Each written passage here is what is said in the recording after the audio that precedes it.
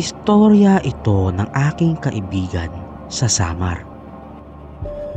Ang istoryang ito ay natampok din way back 2006 sa Mel and Joey ng GMA7. Taong 1983. Nag-aaral sa Manila yung tita ng kaibigan ko. May kaklase daw sila na ang pangalan ay Carolina. Napakaganda raw nitong si Carolina, mayaman at matalino. Magtatapos na raw ang semester noon nang maimbitahan silang magkakaklase sa lugar ni Carolina. Fiesta daw kasi doon. Tinanong niya kung saang lugar ni Carolina. Ang sabi nito, sa Biringan City daw, sa Samar. Sinabi pa ni Carolina na siya na ang sasagot ng pamasahe nila papunta at pabalik ng Manila. Yung ibang kaklase nila hindi na nakasama dahil mag-uuwian din ng mga ito sa kanilang mga probinsya. Sasama sana yung tita ng kaibigan ko para makalibre na rin siya ng pamasahe papuntang Leyte. Ang kaso, hindi siya nakasama dahil hindi siya pinayagan. Umuwi na lamang muna siya sa lola niya na kasama niya doon sa Manila. Bale, 4 na lang silang pumunta ng Samar. Si Carolina at yung 3 nilang kaibigan. Simula nung araw na iyon, hindi na nakauwi ng Maynila yung 3 nilang kaibigan. Hindi na raw ito nagpakita.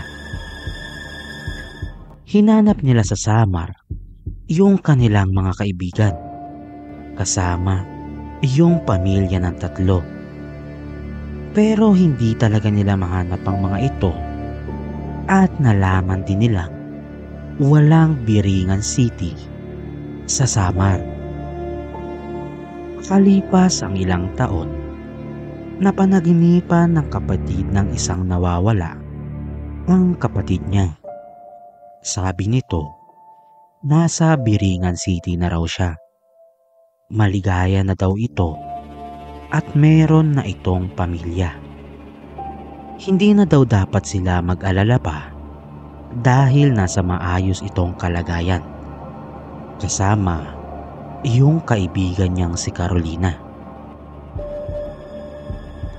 Ilang buwan naman ang nakalipas, yung isang kasamahan nila na nawala ay nagpadala ng sulat sa pamilya nito. Ganon din daw ang sinabi nito na maligaya na siya sa Biringan. Napakalaking syudad daw ito at masasaya yung mga tao. May mga anak na rin daw ito at nakapangasawa ito ng isa sa pinakamayamang engkanto sa Biringan.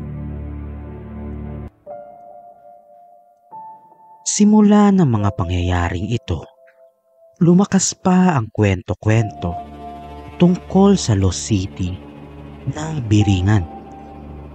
Kwento ng isang kaibigan ko na taga Samar, nakakawalo sa isang buwan na may napapadpad na mga delivery man at nagtatanong sa kanila kung saan ang lugar ng Biringan City. Dahil may mga order daw sila na mga furnitures, auto, sako-sakong semento at marami pang iba na galing iba-ibang bansa papunta sa Biringan. Yung iba pa nga galing Manila o Cebu. Nasa headlines din daw noong 1980s na ang Pinas ay isa sa pinakamayamang bansa dahil sa babaeng nagngangalang Carolina.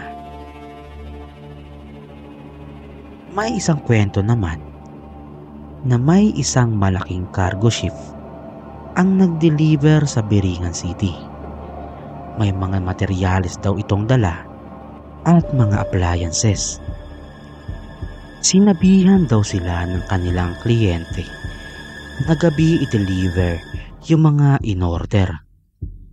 Nung nakarating sila ng mga magbabandang alas 7, laking gulat ng mga crew ng barko dahil unang pagkakataon nila na makakita ng napakagandang syudad. Maraming magagandang ilaw at mga mansyon. Napakagaganda rin daw ng mga tao rito. Maging ang mga kalsada, malilinis at magaganda ang mga istruktura. Hindi agad umalis ang barkong iyon at nung nagising sila ng umaga, nagulat sila dahil wala ni isang bahay ang naroroon kung saan sila nakatigil. Puro naglalakihang puno lang ang nadatnan nila. Matapos nga nito, nagsimula ng makilala ang Biringan City sa buong mundo.